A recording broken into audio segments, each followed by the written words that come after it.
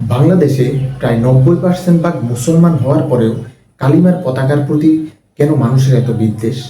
কালিমার পতাকার প্রতি যাদের বিদ্বেষ আছে তারা কখনোই প্রকৃত মুসলমান হতে পারে না। সুতরাং যারা এই পতাকাগুলোকে নামিয়েছে তাদেরকে কখনোই প্রকৃত মুসলিম বলা যাবে না। শুধুমাত্র খেলা এবং বিনোদনকে কেন্দ্র করে এই পর্যন্ত কতগুলো দেশের পতাকা উড়ানো হয়েছে সেটা এখনো পর্যন্ত বেহিসাব। অথচ আমাদের ইমানি জজবা, আমাদের ইমানি পরিচয় এই কালেমার পতাকা উড়ানোর কারণে সেটাকে নামিয়ে ফেলা হয়েছে।